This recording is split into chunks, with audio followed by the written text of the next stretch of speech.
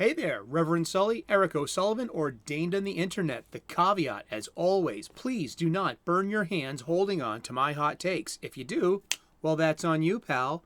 Today, I want to talk a little bit about modern adaptations. Are they always bad? And some proof that it can work. Specifically, in the 2019 sci-fi movie of awesomeness that you may have missed, Brad Pitt's Tommy Lee Jones, Ad Astra. It's Latin meaning to the stars. Well, that's Latin for who profits, but Ad Astra. It came out a couple of months before all the poop hit the fan. It with lockdowns and everything. It came out in September of 2019. And it kind of flew under the radar. And it's a great sci-fi movie. And it's about a young astronaut. Well, he's not that young, but his father went missing on an earlier expedition, and he's been asked to go to Mars to send a message out to where his dad was last known to see if the dad is still out there. He might respond to the sun. And the thing about, there's this big thing about modern adaptations of older works and how they usually get ruined by dragging it into the future or into the now, and by changing things or by swapping characters out of their ethnicities or their genders. And I, for one, I'm a very mixed bag on that. There's honest, genuine, authentic attempts at storytelling, and then there are the usual awful modern didactic virtue signaling changes to try to impress the social mores of and the social medias of today as well.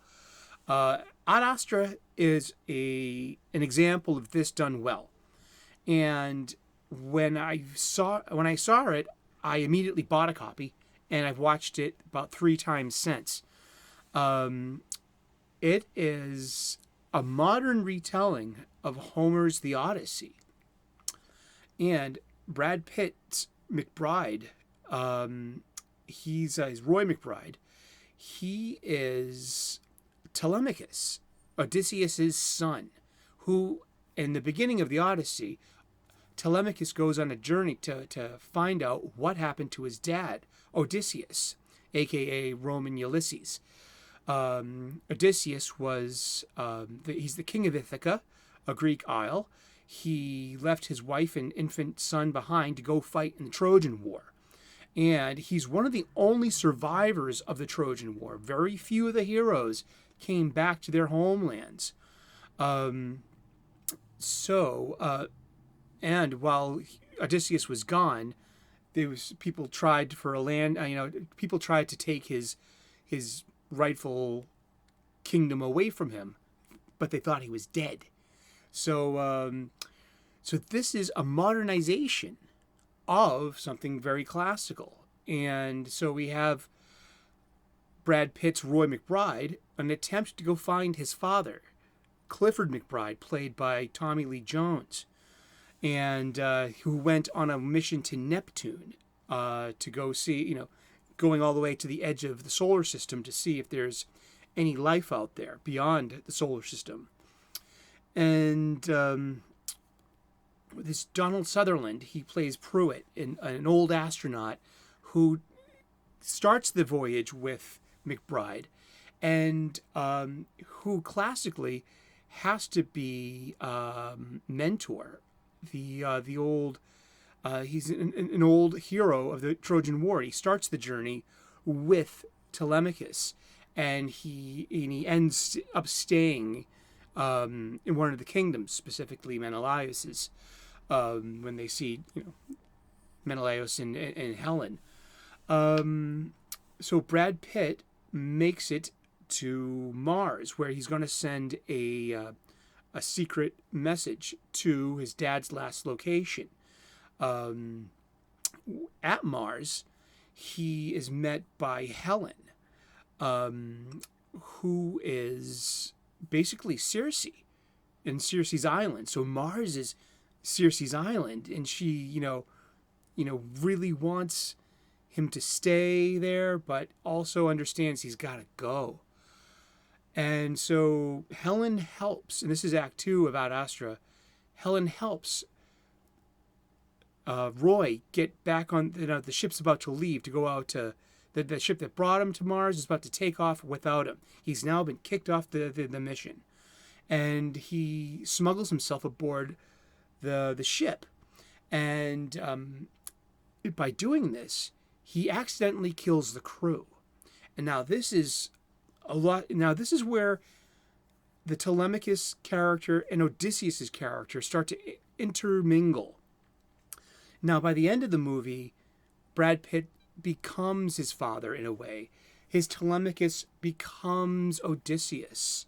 So there is a blending of the two characters by the end. So it's not a straight up retelling of the Odyssey. It just has a lot of the trappings and basically pays attention to all the story beats.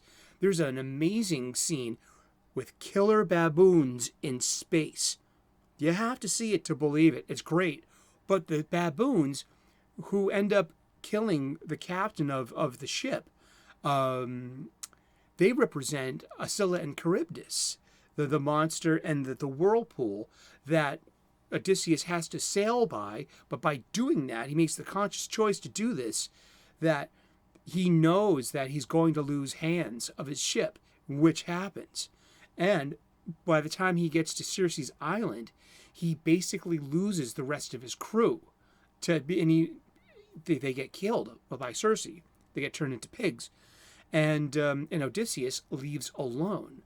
So basically Brad Pitt goes on to, by Act 3, is on a solo journey. He's by himself on this on the ship. He's gotten the entire crew killed, and he's now on his way to reunite with his father and try to solve the big problem of the movie, the MacGuffin, so to speak.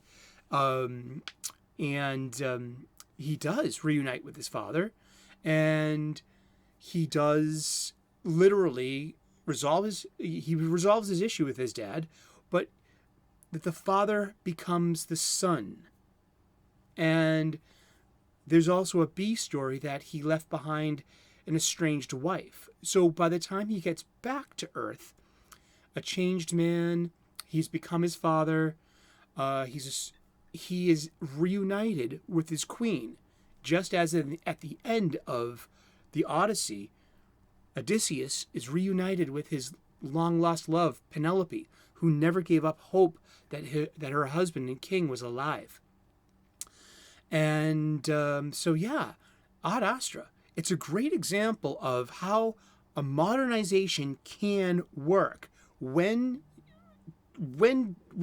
done correctly, with storytelling values and with an adherence to the hero cycle and in some classical, well-deserved, tropes.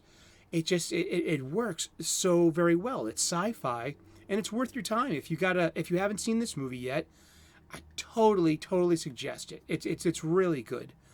Any other modernizations out there that you think work? You can leave it in the comments section. Let me know. I'd love to hear. Something else that pops into mind is the early 90s. Sir Ian McKellen did this really awesome modernization of Shakespeare's Richard III.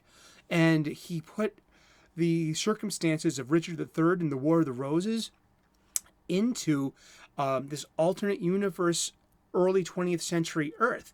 So it's basically set about World War II-ish, between World War I and World War II.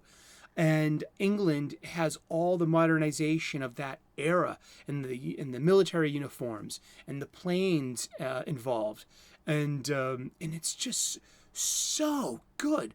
And the irony, the real irony that he uses, he finds some Shakespearean irony in this, that there's Ian McKellen as the title role of Richard III, the bad guy, and he's trying to start up an army jeep, and it won't turn, and it won't turn, and Richard III says it in right at the end, "Oh, a horse, my kingdom for a horse," to try to get out of there. So there are great examples of how modernizations can work, and I'd love to hear if you have any suggestions for me. And well, you know what? Leave me a thumbs up if you like this kind of content. Give me a thumbs down if you didn't like this at all. I'm a big lad. I can handle it. And as I asked, leave a comment in the comments section. And please, give me a subscribe if you like this kind of content. I try to be positive with pop culture. I also go on occasional rants. That's just being balanced. I'm an amateur theologian and an ordained minister. And I do things on theology and spirituality. Every Sunday I have Reverend Sully's Sunday Sermon. And also, I'm a professional chef. I make cooking videos. I want to improve your game at home with some restaurant-level hacks. I want you to make delicious, nutritious, beautiful food for you and your loved ones. And please, if you do, send me pictures. I want to see what you got cooking. Thank you so very much for tuning into Reverend Sully's channel. Thank you, and God bless, and namaste. Cheers.